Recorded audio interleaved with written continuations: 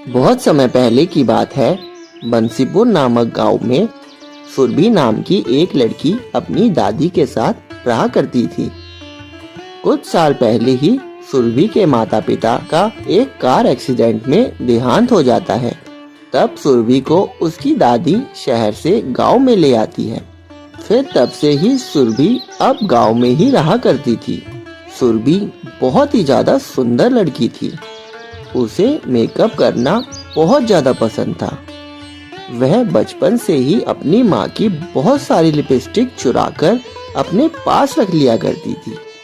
माँ के गुजर जाने के बाद अब वह सारी लिपस्टिक सिर्फ यादें बनकर ही उसके जीवन में रह गई थी। सुरभि की दादी बहुत ही ज्यादा चालाक और गुस्से वाली औरत थी। वह हमेशा ही सुरभि को बहुत ज्यादा डांटती थी। जब भी सुरभि खुशी खुशी मेकअप करने लगती तो उसकी दादी हमेशा ही उस पर बहुत ज्यादा गुस्सा करती। दादी का यह बर्ताव देखकर सुरभि बहुत ज्यादा उदास रहने लगी थी। दादी के इस बर्ताव के कारण पूरे गांव में उसका कोई दोस्त ना था। फिर एक दिन, अरे सुरभि, ओ सुरभि, हाँ दादी। क्या कर रही थी तू अंदर? कुछ नहीं दादी। दादी की बच्ची, कल जो मैंने तुझे सामान लाने के लिए बोला था कि क्या तू ले आई? नहीं दादी। हे भगवान, इस लड़की से एक काम ढंग से नहीं होता और अंदर बैठकर बेवजह वही सारी सड़ी सड़ी अपनी माँ की दी हुई लिपस्टिक से मेकअप कर रही थी, है ना? हाँ, बड़ी आई अपने आप को सुंदर बनने। तुझे मेकअप करके किसको दिखाना है भला? हाँ, बोल। नहीं नहीं दादी, ऐसा नहीं है। मैं तो अंदर घर का काम ही कर रही थी। तू और घर का काम? हाँ, रहने दे बदसूरत। ना जाने क्यों इसकी माँ बाप ने इसे मेरे पल्ले बांध दिया। ऐसा सुनकर सुरभि बहुत ज्यादा दुखी हो जाती है। अरे, अब खड़े खड़े मेरा मुंह क्या देख रही है? जा, तुझे मैंने सामान लाने के लिए दुकान पर जाने को बोला था ना। जा, सामान ले आ। ऐसा सुनकर सुरभि घर से दुखी होकर चली जाती है। दादी की बात सुनकर वह बहुत ज्यादा दुखी हो जाती है और पास ही एक खेत में पेड़ के नीचे जाकर खड़ी हो जाती है। भगवान, मैं कहाँ जाऊँ? इस पूरी दुनिया में मेरा कोई नहीं है अपना, ना ही इस गांव में मेरा कोई दोस्त है। और अगर मैं घर जाती हूँ तो दादी की बातें सुनकर मुझे बिल्कुल अच्छा नहीं लगता। मैं कहाँ जाऊँ भगवान, कहाँ? तभी सुरभि की नजर पास ही खड़ी झाड़ियों पर पड़ती है। झाड़ियों के पास ही कुछ चीज उसे चमकती हुई दिखाई देती है। अरे अरे, ये क्या है भला जो इतना चमक रहा है? सुरभि पास जाकर देखती है तो वहाँ एक सुंदर सी लाल रंग की लिपस्टिक पड़ी हुई होती है। अरे वाह, ये क्या? ये तो एक सुंदर लिपस्टिक है। यह इतनी सुंदर है कि इसे लगाकर तो मैं बहुत ज्यादा सुंदर लगूंगी। वाह, पर इस खेत में इसे कौन छोड़ गया यहाँ भला? लगता है ये जमीन से निकली होगी। ऐसा सोचकर सुरभि लिपस्टिक को अपने थैले में डाल लेती है और फटाफट दुकान से सामान लेकर घर चली जाती है।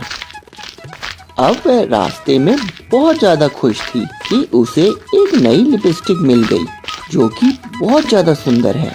सुरभि को लिपस्टिक लगाने का बहुत ज्यादा शौक था। घर आकर वह थैले से फटाफट सारा सामान निकालती है तो पता चलता है कि उसकी खूबसूरत सी लिपस्टिक टूट गई है। अरे नहीं, ये क्या हो गया? ये मेरी लिपस्टिक, ये तो टूट गई। अब मैं क्या करूंगी? सामान इतना भारी था कि ये लिपस्टिक सामान के बोझ से टूट गई। अब मैं क्या करूं? यह सब देखकर सुरभि बहुत ज्यादा उदास हो जाती है। ये लिपस्टिक तो मुझे मिट्टी में पड़ी हुई मिली थी। ऐसा करती हूँ, इसे अब मिट्टी में ही जाकर दबा देती हूँ। वैसे भी अब ये सुंदर लिपस्टिक मेरे किसी काम की नहीं है, और ऊपर से अगर दादी ने ये देख ली तो लेने के देने पड़ जाएंगे। काश ये लिपस्टिक फिर से जुड़ जाती तो कितना अच्छा होता। ऐसा सोचकर सुरभि घर से बाहर जाकर आंगन में छोटा सा गड्ढा खोदकर उस लिपस्टिक को वही मिट्टी में ही दबा देती है और घर वापस आ जाती है। अरे तू अभी तक कहाँ थी? दादी, मैं सामान लेकर ही तो आई थी, बस ऐसे ही बाहर तक गई थी। 4 सामान लाने में पूरा दिन निकाल दिया तूने। हाँ, पता नहीं क्या होगा इस लड़की का, कुछ काम ही नहीं करती, सारा दिन बस यहाँ से वहाँ घुमा लो इसको। फिर अगले दिन सुरभि जैसे ही अपने घर से बाहर आंगन में आती है तो बहुत ज्यादा हैरान हो जाती है। जहाँ उसने वह लिपस्टिक मिट्टी में दबाई थी, वहाँ एक विशाल पेड़ रातों रात उग जाता है। वह उस विशाल पेड़ को देखकर सुरभि बहुत ज्यादा चौंक जाती है और जल्दी से उस पेड़ के पास पहुँचती है। अरे, ये पेड़ तो कल यहाँ नहीं था, आज यहाँ कैसे आ गया? इतना बड़ा पेड़ रातों रात कैसे उग गया भला? और एक मिनट, इस पेड़ पर तो बहुत सारी लिपस्टिक लगी है। अरे, ऐसा पेड़ तो मैंने पहली बार देखा जिसमें फल की बजाय लिपस्टिक लगी है। और ये सब लिपस्टिक तो हूबहू बिल्कुल वैसी ही लिपस्टिक है जो कल टूट गई थी और मैंने मिट्टी में दबा दी थी। अरे वाह, यह तो चमत्कार ही हो गया। इसका मतलब कल जो मुझे लिपस्टिक मिली थी वह एक जादुई लिपस्टिक थी। अरे वाह। तभी पेड़ से आवाज आती है, क्या सोच रही हो बेटी? कौन है वहाँ? डरो मत मुझसे, मैं हूँ लिपस्टिक वाला पेड़। कल जो तुम्हें लिपस्टिक मिली थी वह एक जादुई लिपस्टिक थी। क्या जादुई? हाँ बेटा, वह लिपस्टिक बहुत साल पहले जादुई परी लोक से यहाँ धरती पे आ गिरी थी। उस लिपस्टिक को यह वरदान था कि जो भी उसे मिट्टी में दोबारा दबा देगा और वहीं एक विशाल लिपस्टिक का पेड़ बन जाएगा। बेटा, आप तो मेरे पर लगी जितनी भी लिपस्टिक है उसे तोड़कर बाजार में जाकर बेच सकते हो। यह लिपस्टिक किसी को कोई नुकसान नहीं देगी। यह सब सुनकर सुरभि बहुत ज्यादा खुश हो जाती है। अब सुरभि रोज पेड़ पर लगी लिपस्टिक को तोड़कर बाजार में जाकर बेच आती। ऐसे ही देखते देखते वह एक अमीर इंसान बन जाती है। बहुत समय पहले की बात है। सीतापुर गांव में नंदू नाम का एक किसान अपने परिवार के साथ रहा करता था। नंदू के परिवार में वह और उसकी पत्नी गुलाबो रहा करते थे। नंदू के घर के आंगन में ही एक बहुत बड़ा सेब का पेड़ था। वह उसी पेड़ के सेबों को बेच बेच कर अपने घर चलाया करता था। फिर एक दिन नंदू, अरे अरे सुनती हो, देखो तो जरा, पता नहीं हमारे सेब के पेड़ को क्या हो गया है। अब की बार सारे सेब बड़े ही सड़े हुए और खराब निकले। अब मैं इन सब सेबों को बाजार में कैसे बेच पाऊंगा? अजी हाँ, आप तो ये सही कह रहे हो। ऐसा कैसे हो सकता है भला?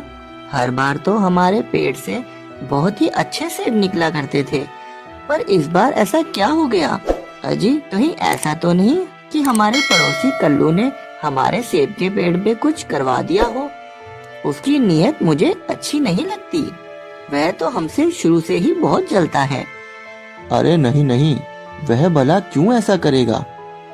मुझे लगता है सेब के पेड़ में कीड़ा लग गया है, तभी ऐसा पहली बार हुआ है। मैं कल ही सुबह पेड़ में दवाई डाल के देखता हूँ। अजी दवाई तो डाल देना, पर लोगों का कुछ नहीं पता। तू खामखा ही इतना शक कर रही है, ऐसा कुछ नहीं है। फिर अगली सुबह नंदू अपने सेब के पेड़ की जड़ों में दवाई डाल रहा होता है कि तभी, अरे भाई नंदू, क्या कर रहे हो तुम? अरे क्या बताऊं कालू भाई, अब की बार सारे सेब बहुत ही खराब और सड़े हुए निकले। पता नहीं क्या हुआ ऐसा कि पेड़ के जितने भी सेब थे सब खराब हो गए। इसलिए मैं पेड़ की जड़ों में कीड़े की दवाई डाल रहा हूँ। हाँ भाई वो तो सही है, पर देख लेना कहीं लेने के देने ना पड़ जाए। ऐसा कहकर कल्लू वहां से चला जाता है। फिर कुछ महीनों बाद, अरे गुलाबो, मैं तो लुट गया, देख तो जरा क्या हुआ। अजी क्या हुआ? इस बार भी सारे सेब सड़े हुए निकले। मैं भला किसान कब तक ये मार सह सकूंगा? हे भगवान, यह तू मेरे साथ क्या खेल खेल रहा है? मैं कैसे अपने परिवार का पालन कर सकूंगा? अजी आप हिम्मत मत हारिए, भगवान हमारी जरूर सुनेंगे। आप एक काम कीजिए, इन सारे सेबों को एक बार बाजार में जाकर बेचिए तो देखिए, इसका हमें कुछ ना कुछ दाम तो जरूर ही मिल जाएगा। ऐसा सुनकर नंदू गुलाबों की बात मान लेता है और सारे सेबों को बाजार में बेचने के लिए निकल पड़ता है। नंदू पूरे बाजार में अलग अलग दुकानों पर जाकर अपने सेब बेचने की कोशिश करता है, पर सारे सेब सड़े हुए होने के कारण कोई भी दुकानदार उसके सेब नहीं लेता। थक हार कर नंदू एक दुकान पर जाता है। सेठ जी, मेरे पास ये सब सेब हैं, क्या आप इन सेबों को खरीदोगे? हाँ, पर तेरे सेब तो सारे सड़े हुए और खराब हैं, भला इन सब सेबों का मैं क्या करूँगा? मना मत कीजिए सेठ जी, मैं इन सारे सेबों को बहुत ही सस्ते दामों में आपको बेच दूंगा।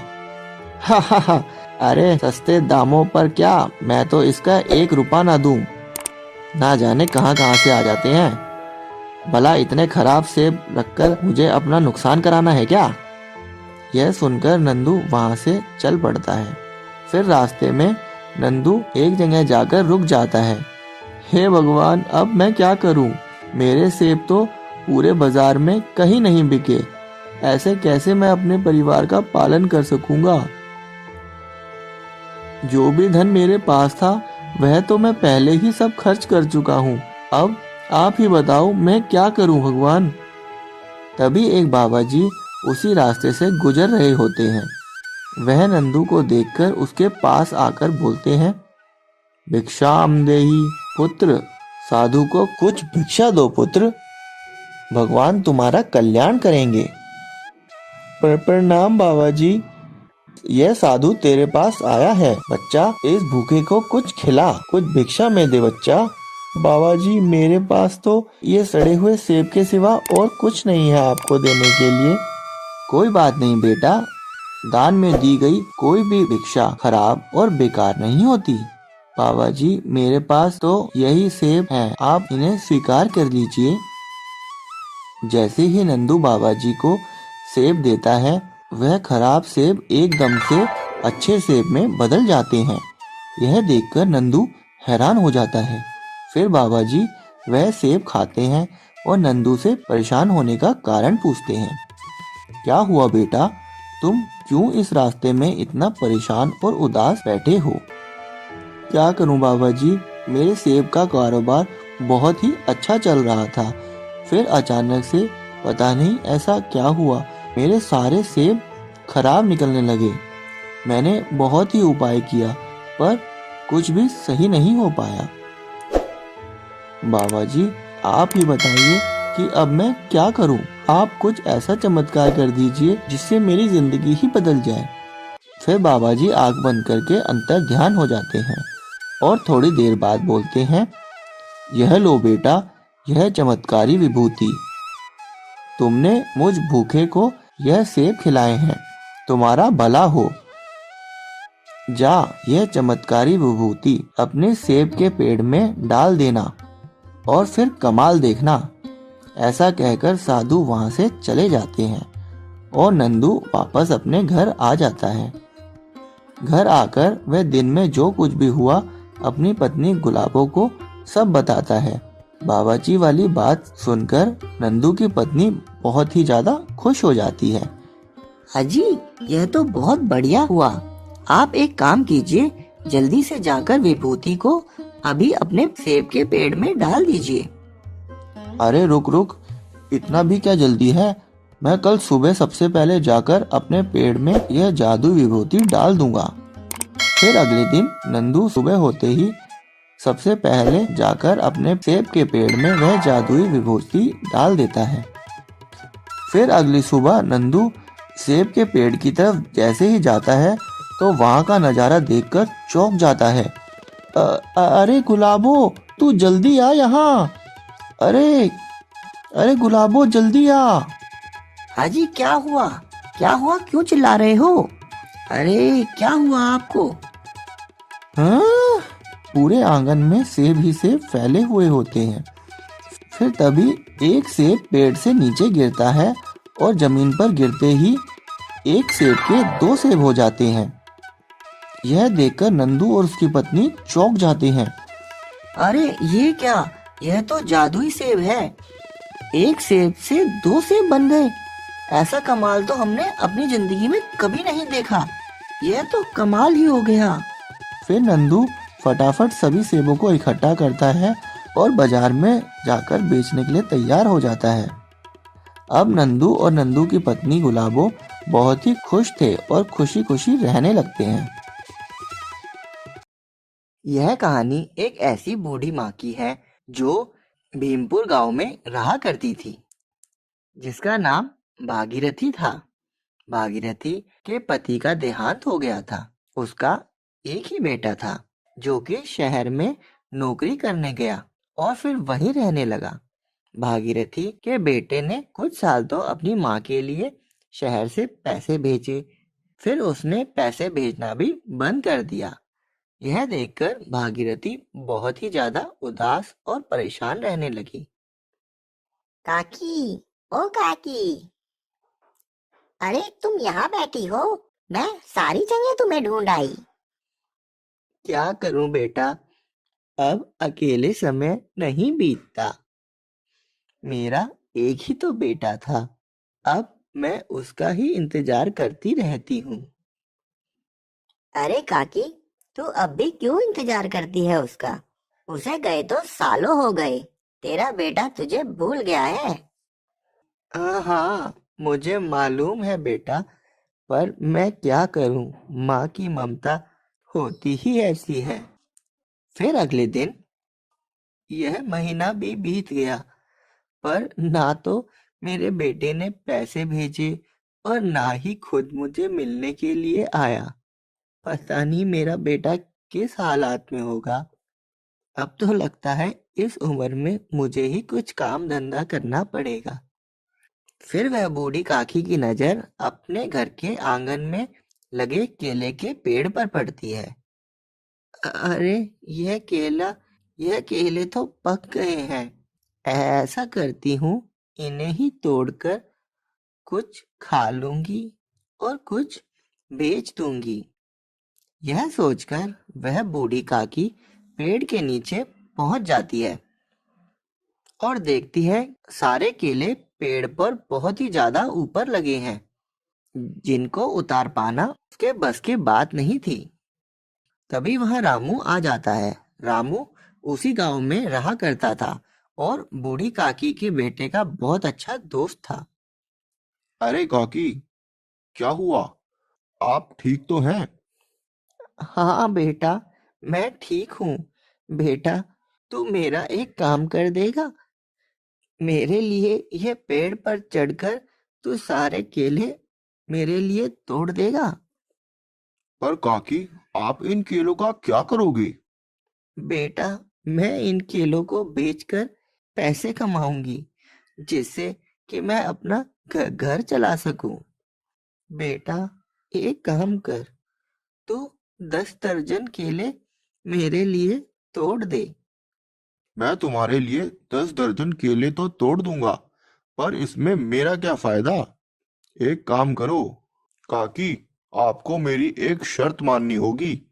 मैं उन केलों में से आधे केले खुद रख लूंगा, यानी 5 दर्जन केले मैं अपने पास रखूंगा। ठीक है बेटा, कोई नहीं, तू आधे केले तू रख लियो, पर तू मेरे लिए 10 दर्जन केले तोड़ दे।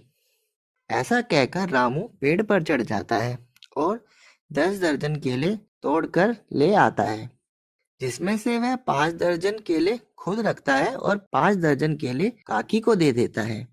काकी इन 5 दर्जन केलों को लेके अपने घर से कुछ दूर सड़क के किनारे बैठ जाती है। तभी वहां एक कार आके रुकती है। उसमें से एक आदमी निकलता है। अरे माँ जी, ये केले कैसे लगाए? 40 रुपए दर्जन है बेटा। अच्छा, केले तो बहुत अच्छे लग रहे हैं और इतने सस्ते भी हैं। ऐसा करता हूँ, मैं 1 दर्जन केले लेकर देखता हूँ।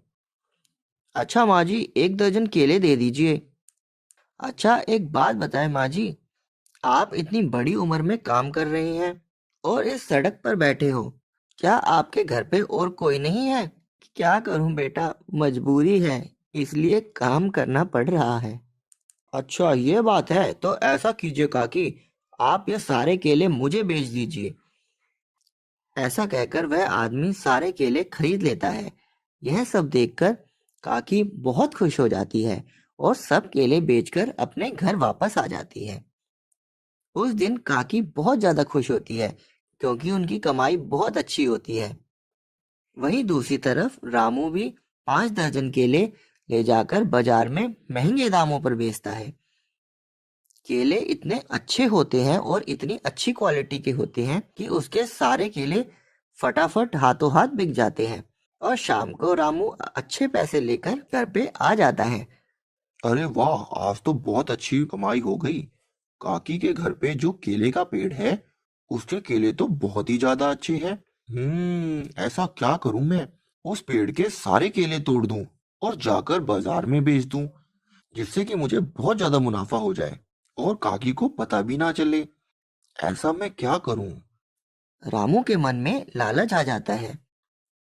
सारे केले पाने की चाहत में वह रात को ही अंधेरे में केले चुराने के लिए काकी के घर पे लगे केले के पेड़ के वहां पहुंच जाता है और रात में ही केले के पेड़ पर चढ़कर सारे केले तोड़ लेता है।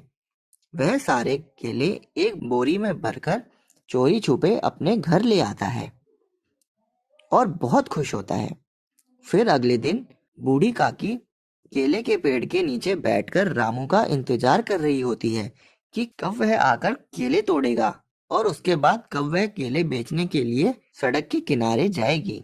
वहीं दूसरी तरफ रामू देखता है कि रात को जो भी केले उसने तोड़े थे और बोरी में भर के रखे थे, वह सब केले गायब हो गए हैं। यह देखकर वह हैरान हो जाता है और सोच में पड़ जाता है कि कैसे वह जादुई केले गायब हो गए और उसे अपनी चोरी पर बहुत ज्यादा पछतावा होता है। वह फटाफट काकी के घर जाता है। रामू, तू आ गया बेटा, देख तू आज भी मेरे लिए केले तोड़ दे, मुझे कोई परेशानी नहीं है बेटा। तू एक काम करियो, तू आधे केले ले लियो। रामू केले के पेड़ की तरफ देखता है तो देखते ही हैरान हो जाता है और सोच में पड़ जाता है कि ऐसा कैसे हो गया। मैं तो रात को सारे केले तोड़कर ले गया था, फिर सुबह होते ही ये सारे केले दोबारा से पेड़ पर कैसे लग गए? यह तो एक जादुई पेड़ है जो मेरे घर से गायब हुए केले यहाँ फिर से दोबारा से इसी पेड़ पर लग गए। यह देखकर वह काकी के सामने हाथ जोड़ लेता है। मुझे माफ कर दीजिए काकी, मुझे माफ कर दीजिए, मुझसे बहुत बड़ी गलती हो गई है। मैं आपके सारे केले तोड़ दूंगा और खुद कुछ भी नहीं लूंगा। मुझे माफ कर दीजिए, मुझे माफ कर दीजिए। फिर वह सारे केले तोड़ देता है और वहां से चला जाता है। पर बूढ़ी काकी को यह समझ में ही नहीं आता कि रामू को ये क्या हो गया है जो वह इतना बदल गया।